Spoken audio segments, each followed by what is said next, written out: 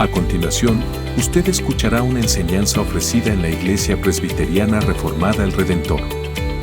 Para mayor información, visite nuestro sitio web www.iglesiaelredentor.com.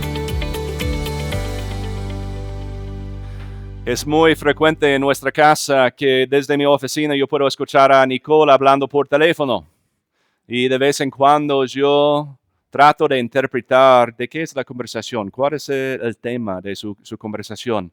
Entonces presto atención, solamente escuchando su lado de la conversación, obviamente no puedo escuchar a la otra persona y trato de interpretar la conversación.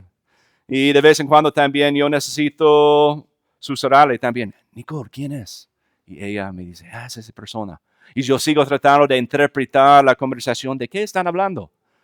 Y a veces tengo la razón y en otros casos estoy completamente equivocado en mi interpretación de la conversación por escuchar un solo lado de ella. Esta mañana vamos a estudiar este pasaje, Deuteronomio 1, 19 al 46. Y en eso vamos a seguir estudiando el prólogo histórico de este libro. Recordemos de que todo el formato y el contenido de este libro de Deuteronomio sigue el orden, el formato y contenido de un pacto que era muy común en esos tiempos. Era un pacto tratado. Y en esos pactos tenían varias partes, varios componentes, pero aquí nos encontramos en la parte del prólogo histórico, que tiene el propósito de fomentar, primero, gratitud, porque habla de la bondad de Dios, habla de lo que el Señor había hecho en las vidas de las personas. Entonces debería fomentar gratitud, pero también debería fomentar obediencia. Porque en este libro, en Deuteronomio, Dios a través de Moisés está hablando a la segunda generación de Israel. Porque la primera generación había desobedecido a Dios y no iban a entrar a la tierra prometida. Y ahora está hablando con la segunda generación, diciéndoles que mira, eso es lo que ha pasado. En eso podemos ver la fidelidad de Dios. Entonces ustedes deberían dar mucha gratitud a Dios, uno, y segundo, deberían entrar a la tierra prometida en obediencia. Entonces, ¿por qué es un prólogo histórico? Obviamente está hablando de eventos históricos también. Por ejemplo, en este pasaje que vamos a ver, está contando la historia que encontramos en el libro de Números, los capítulos 13 y 14. Y lo que es interesante aquí es que podemos juntar las dos historias, Números 13 y 14, con lo que vemos aquí en Deuteronomio, y podemos escuchar dos lados de la conversación. Porque en el libro de Números, principalmente, encontramos una conversación entre Dios y Moisés. Pero acá en Deuteronomio, escuchamos el otro lado, que es la conversación entre Moisés y Israel, el pueblo de Dios.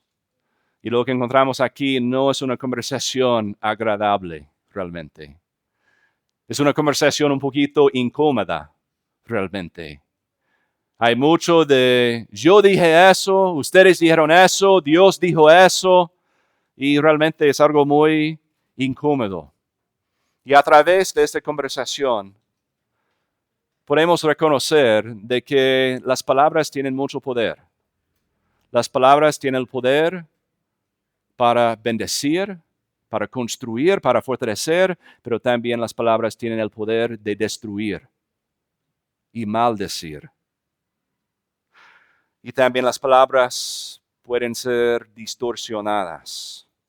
Entonces, en esta conversación que vamos a estudiar esta mañana, encontramos una guerra de palabras, donde Israel se rebela contra Dios, contra la palabra de Dios. Pero en el transcurso de esta conversación hay dos cosas que van a salir a la superficie. Son dos cosas de las cuales la segunda generación tenía que escuchar y entender.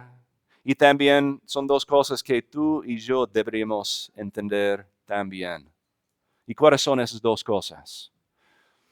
Primero, vamos a ver que esta conversación va a revelar el corazón del hombre. ¿De qué condición es el corazón del hombre? ¿Cómo es el corazón del hombre? Y la segunda cosa que vamos a ver es el corazón de Dios. Necesitamos reconocer y entender los dos, el corazón del hombre y el corazón de Dios. Entonces vamos a empezar con el corazón del hombre acá. Y en los versículos 19 al 25 nos da el contexto de esta conversación.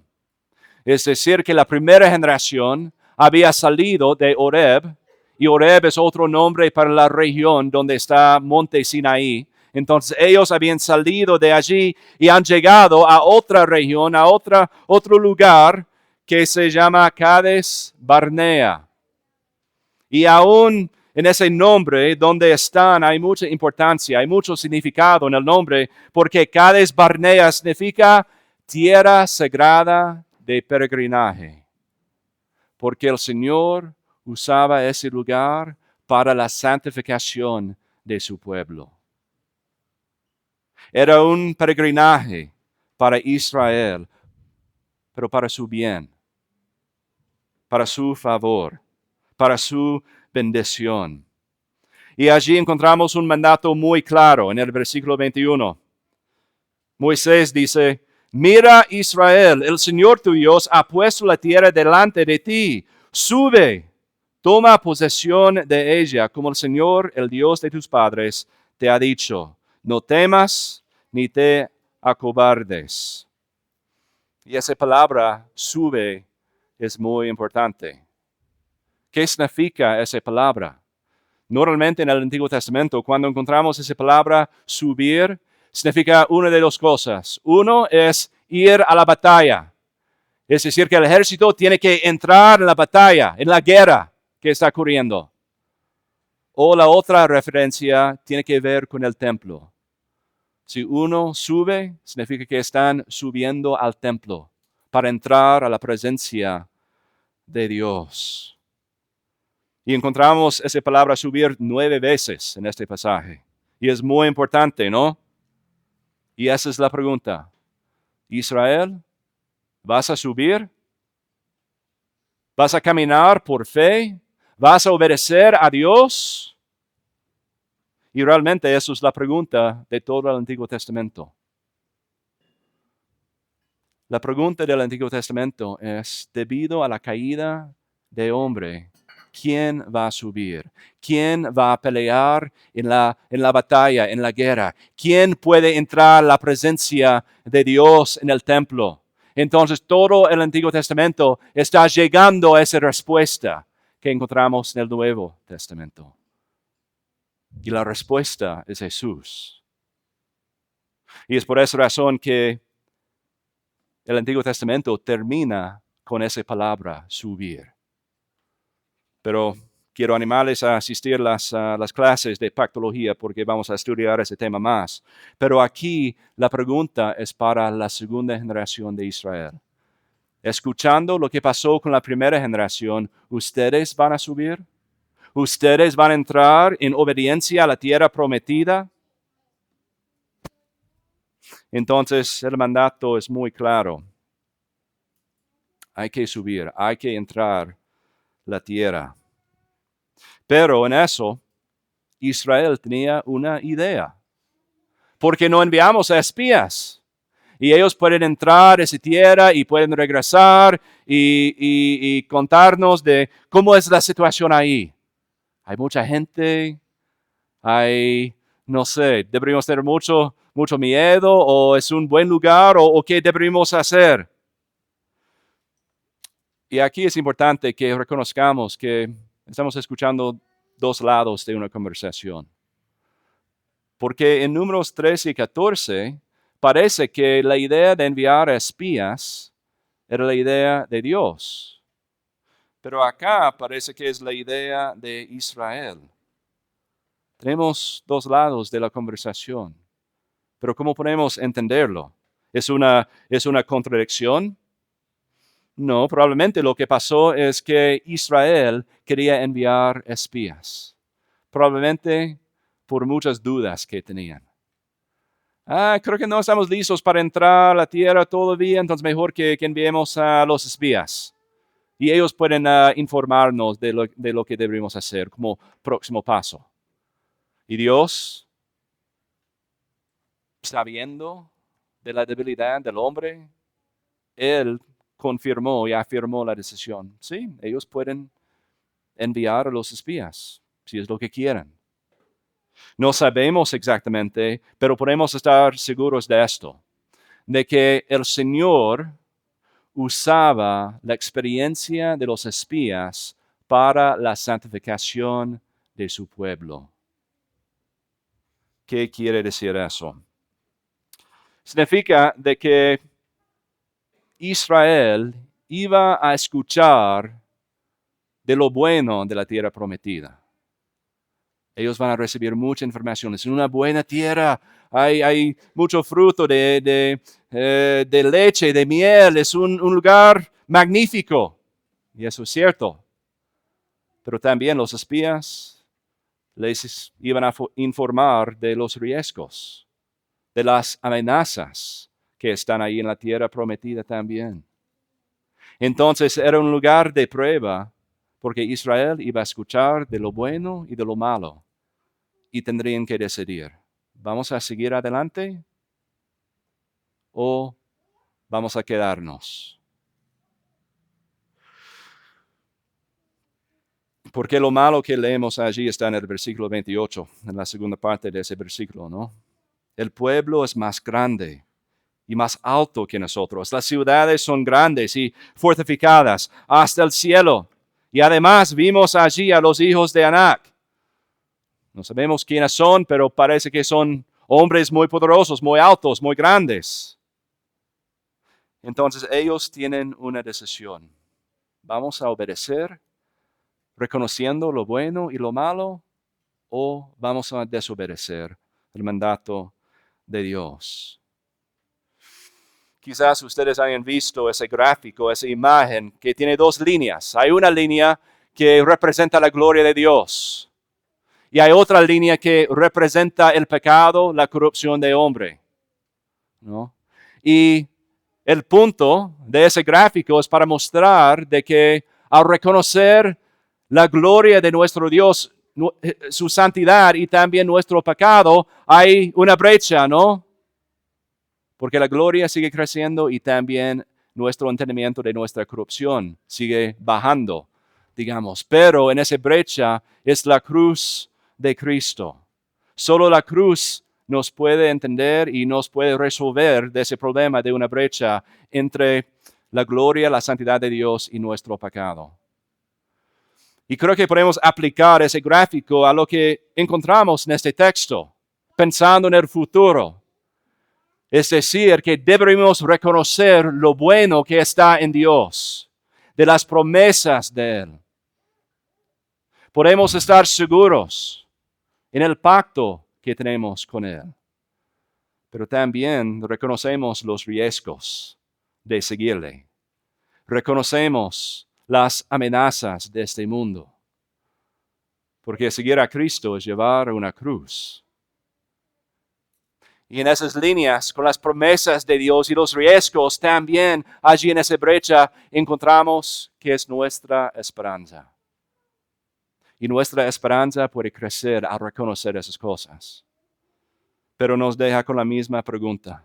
Al reconocer lo bueno y lo malo, ¿vamos a obedecer a Dios o vamos a desobedecer? Y eso es lo que estaba ocurriendo con Israel. Habían escuchado las noticias malas y buenas. Y aquí encontramos la revelación del corazón del hombre. El versículo 26. Sin embargo, ustedes no quisieron subir y se rebelaron contra el mandato del Señor su Dios. El mandato era muy claro. Suban. La tierra está lista. Pero ellos se rebelaron contra Dios. Y es un pecado de omisión. Ellos no querían ir por miedo. Ellos, en lugar de descansar en las promesas de Dios, de una buena tierra, ellos se escondieron por las amenazas y los riesgos que estaban presentes en la tierra, en sus propias perspectivas. Entonces decidieron a no ir, no obedecer a Dios y rebelar contra Él. Y ese pecado de omisión, de no hacer lo que deberíamos hacer, siempre sigue en el pecado de comisión. Hacer algo que no deberían hacer. Y eso está allí presente en el versículo 27. Murmuraron en sus tiendas. Esta no es la serie de los pecados respetables, pero creo que la murmuración es un pecado respetable, ¿no? A veces no prestamos mucha atención de lo que está ocurriendo en nuestros corazones en el momento de murmurar contra Dios. Y Israel, la primera generación, había respondido a la palabra de Dios con su propia palabra, que es la murmuración. Y por eso es algo grave. Porque la murmuración no es algo neutral, sino es un ataque. La murmuración es un ataque contra la palabra de Dios, contra sus promesas, contra el evangelio mismo. Es una distorsión de la palabra de Dios. Esa es la murmuración. Y por eso es un pecado muy grave. Y mira lo que dijeron, la segunda parte del versículo 27. Ellos dijeron, porque el Señor nos aborrece, nos ha sacado de la tierra de Egipto para entregarnos en manos a los amorreos y destruirnos. Entonces ellos habían tomado toda la bondad de Dios y la habían distorsionado. Ahora es el contrario en la murmuración de Israel. Sus palabras realmente es lo contrario de las promesas y el amor de Dios. Eso es lo que hemos visto en Génesis 3 también. Cuando el hombre rebela contra Dios, eso es lo que pasa. Distorsionamos la verdad de la palabra de Dios. Distorsionamos la bondad y decimos, no es para nuestro bien, sino es para nuestra destrucción. Y también distorsionamos la belleza de las promesas del reino de Dios y buscamos otro reino en nuestras vidas. Esa es la tendencia de nuestros corazones. Entonces, la tendencia de Israel es la misma que tú y yo tenemos hoy también. Le damos la vuelta al evangelio y buscamos otro reino, que es nuestro reino. Y en términos teológicos tenemos un nombre para eso. Es el antinomianismo, que simplemente significa de que no hay una ley. Queremos vivir como si no fuera una ley de Dios. Queremos construir nuestras propias leyes, nuestros propios sistemas. Queremos construir nuestros propios reinos con sus propias leyes y por eso lo que decimos a la ley de Dios es que no es suficiente para mí. No es verdad lo que dice el Señor. Es rechazar la ley de Dios. Y eso es lo que está ocurriendo con la primera generación. Por miedo, por temor, por una falta de fe, ellos habían decidido de que no, el mandato del Señor no es bueno para nosotros y no lo vamos a obedecer. Eso es el antinomianismo. Pero hay otra cara a esa moneda también, que es el legalismo. Entonces aquí encontramos el juicio de Dios. Entonces Israel, si ustedes van a rebelar, no van a entrar la tierra prometida ahora. Va a ser para la próxima generación, para la segunda generación de Israel, y ustedes no pueden ingresar. ¿Y cómo es la respuesta de Israel? El versículo 41. Entonces ustedes respondieron, hemos pecado contra el Señor. Nosotros subiremos y pelearemos tal como el Señor nuestro Dios nos ha mandado. Y cada uno de ustedes se puso sus armas de guerra y pensaron que era fácil subir a la región montañosa. Pero Natán, es el arrepentimiento de Israel, ¿no? Ellos están confesando su pecado. ¿Eso es lo que está ocurriendo en ese texto? Realmente, eso no es el arrepentimiento verdadero. Si ellos usan las palabras, hemos pecado contra el Señor, pero se sentían mal solamente porque habíamos perdido la tierra prometida. Y ahora era para la próxima generación. Entonces, no es un arrepentimiento, no es una confesión de pecado por lo que habían hecho, sino es una confesión de lo que habían perdido. Ellos habían perdido esa bendición de entrar en la tierra prometida. Y el juicio de Dios era muy claro. Pero su respuesta también es una respuesta de rebelión. 2 veces Dios les dijo, no suban.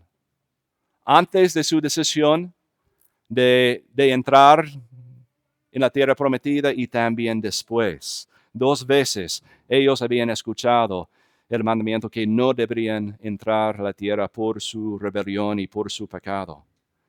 Pero Israel quería corregir la situación. Y hermanos, eso es el corazón del legalismo. Es cuando nosotros decidimos, yo voy a corregir mi situación. Si he pecado contra Dios, he rebelado contra Él, pero yo voy a arreglar todo. Por mi propia fuerza, yo voy a corregir esta situación. Y tratamos de hacer cosas para arreglar, para reconciliarnos con Dios. Eso es el legalismo. Y es la otra cara de esta moneda que encontramos en el contexto. Primero es decir que, no, por miedo no vamos a obedecer a Dios. Y después de recibir el juicio de Dios, ahora es el otro lado. No, ahora vamos a entrar a la tierra prometida. Vamos a conquistar a todos, pero el Señor estaba diciéndoles, no, paren, color rojo.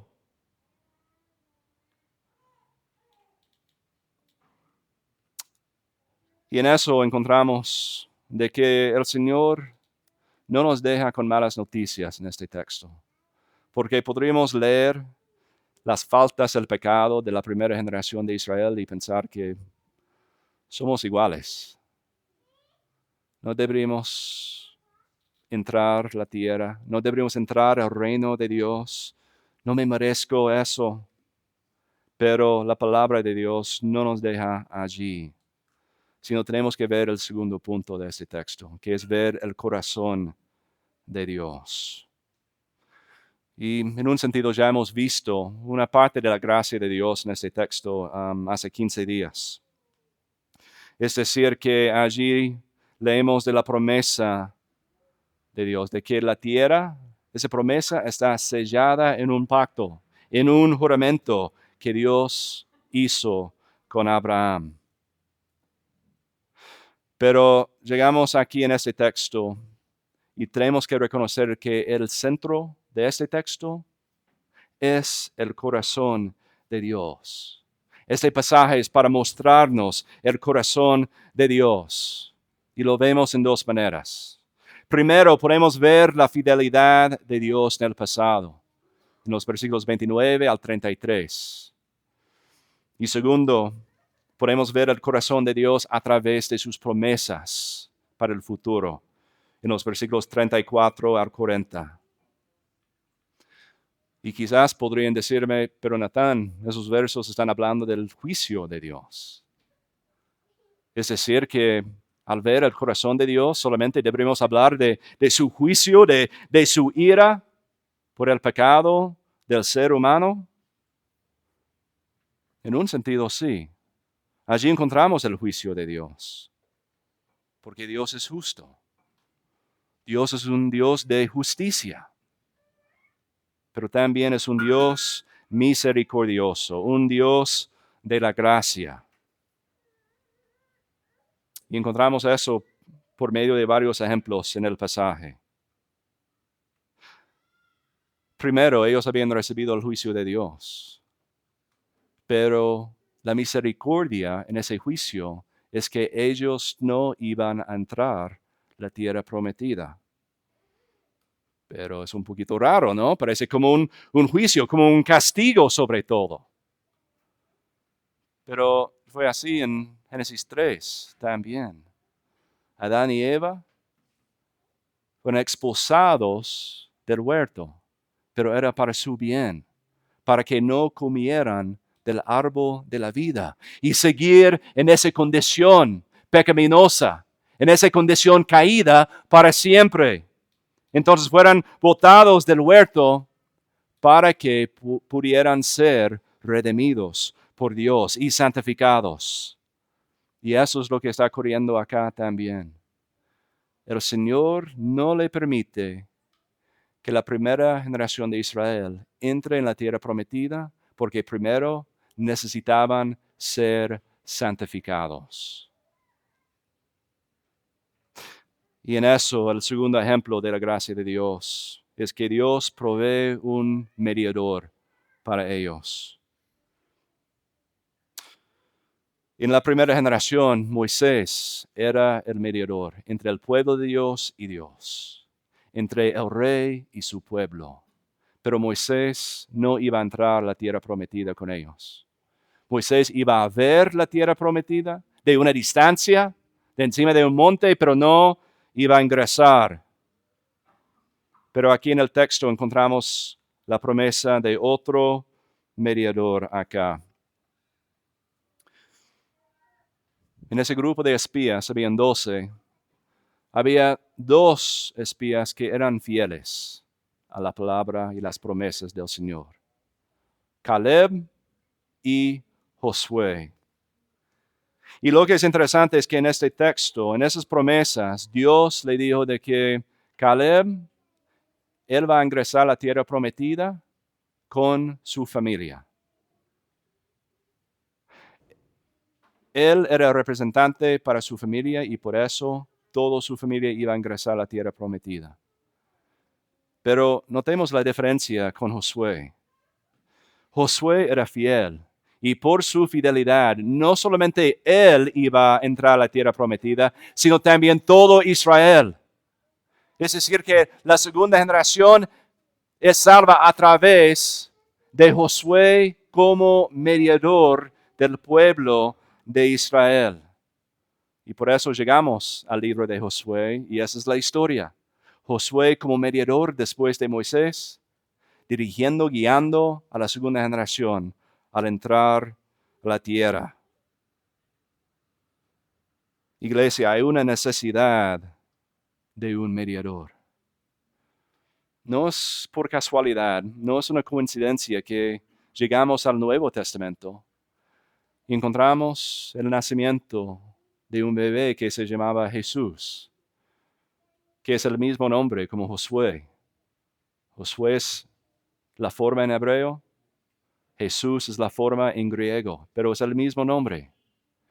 Es porque Jesús tenía que venir para ser nuestro único mediador, para dirigirnos, para redimirnos y dirigirnos a la tierra prometida espiritual, que es el reino de Dios.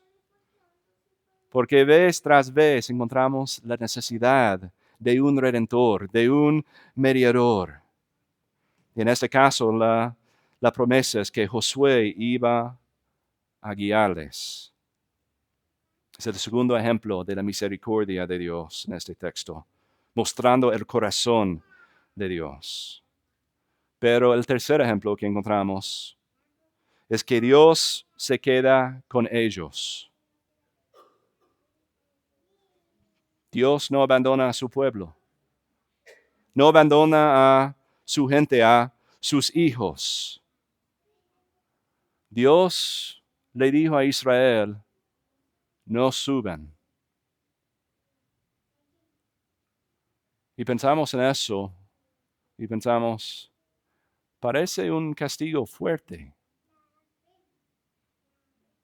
parece una maldición de Dios. ¿Cómo vemos la misericordia y la gracia de Dios en eso? Pero la idea es de que Dios no está abandonando a su pueblo. Es lo contrario. Dios está diciéndoles de que Israel, mi hijo, ustedes no deberían entrar a la tierra prometida, porque mi presencia ahora no está allí. Dios no les dijo, mi pueblo, ustedes han rebelado contra mí, entonces yo voy a entrar a la tierra prometida, yo voy a elegir a un nuevo pueblo, pero ustedes tienen que regresar al desierto. No, Dios le dijo, no, yo voy a ir con ustedes. Yo voy a ir al desierto con ustedes porque necesitan ser redimidos y santificados. Y si tratan de ir a la tierra prometida ahora, yo no estaré. Y ustedes estarán solos, aparte de mi presencia, aparte de mi bendición. Entonces la prohibición de Dios de que Israel no puede entrar a la tierra es una bendición de Dios. Porque Él va a seguir caminando con ellos. Dios le iba a mostrar mucha gracia. Entonces, esas son las promesas del futuro. Y ha pasado por alto la fidelidad de Dios del pasado. Entonces, déjame volver a ese tema en los versículos 29 a 33. Entonces, encontramos las promesas de Dios para el futuro, pero también encontramos la fidelidad de Dios en el pasado. Y lo vemos en tres maneras rápidamente. Primero, en los versículos, Moisés les dice que Dios es el peleador. Él había peleado por ustedes. Dios había peleado contra Egipto para Israel. ¿Qué hicieron Israel durante el éxodo? Nada, ellos comieron una cena de cordero. Ellos recibieron oro y ropa de los egipcios. Y todo eso fue por la gracia de Dios. Porque Dios estaba peleando contra Egipto. Israel no. Segundo, Moisés dice que Dios ha sido un padre para Israel también, en el versículo 31. Como un padre lleva a su hijo recién nacido. Dios había llevado a Israel por medio del Mar Rojo, separando las aguas para que Israel pudiera pasar. Y es un padre llevando a su hijo. Y en los versículos 32 al 33 encontramos la idea de un pastor. Moisés dice que Dios ha sido un pastor para ustedes, guiándoles por todos medios, ¿no? Por noche, fuego, por el día, una nube. La imagen ahí es un pastor guiando a sus ovejas, guiándoles a pastos verdes. Estaban al punto de entrar el pasto verde en la tierra prometida. Estaban ahí, pero Israel lo rechazó. Entonces, la idea que encontramos aquí es de que Moisés está mostrando de que mira al pasado, Israel, pueblo de Dios. Podemos ver el pasado y ver que el Señor ha sido fiel. Él es el peleador, Él es el Padre, Él es el pastor de nosotros. Y por eso también podemos ver las promesas del Señor. El Señor no nos va a abandonar, sino Él va a entrar al desierto con nosotros para santificarnos, para salvarnos. Y en esas cosas el texto está revelando el corazón de Dios, para que la segunda generación estuviera preparado y lista para entrar a la tierra prometida, pero también es un mensaje para nosotros, porque podemos ver al corazón de la primera generación de Israel y reconocer que no, eso es mi corazón también. Yo caigo también en el antinomianismo. No quiero reconocer la ley de Dios, quiero hacer mis propias cosas. o me caigo en el legalismo. Yo puedo salvarme a mí mismo. No necesito gracia, no necesito algo de Dios. Yo puedo merecer ese amor de Dios. Yo puedo salvarme a mí. Pero al reconocer el corazón que todos tenemos, debemos reconocer el corazón de Dios. Él ha sido fiel y Él será fiel en todas las cosas. Iglesia, tenemos la misma pregunta esta mañana. Escuchando todo eso, ¿vamos a seguir caminando por fe, en dependencia de Él? ¿Vamos a buscar su reino? ¿Vamos a buscar la santidad de Dios buscando obediencia? ¿O con mucha arrogancia, con una falta de fe, con mucho miedo, vamos a decir a buscar otras cosas? Vamos a buscar nuestros propios reinos. Esa es la pregunta. Y vamos a seguir luchando con esa pregunta a través de todo el libro de Deuteronomio. Porque necesitamos que alguien suba.